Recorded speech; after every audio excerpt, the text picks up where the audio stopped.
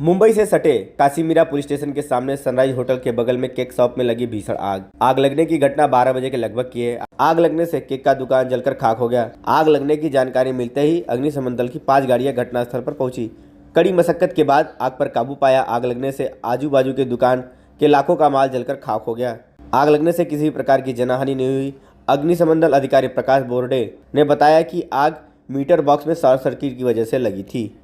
साधारण 12 वाजता 12च्या आसपास आग लागली।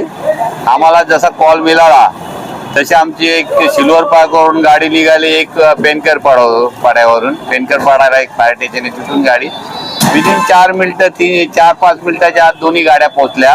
त्यानंतर आमची एक गाडी हाटकेसला होती, ती इथे पोहोचली। अशा करून आमच्या 5 गाड्या आल्या।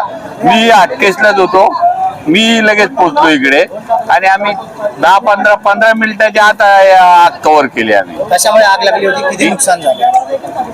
हे केक शॉपचं दुकान आहे आणि तिथे त्यांच्या मीटर बॉक्सला आग लागलेली, शॉर्ट सर्किटनीच आग लागलेली आणि त्या मालकाचं म्हणणं आहे असं की खोदकाम केल्यामुळे त्यांच्या ते शॉर्ट सर्किट झालंय, असं त्याचं म्हणणं आहे। सर काय जखमी आहे का? नाही, जखमी कोण नाही।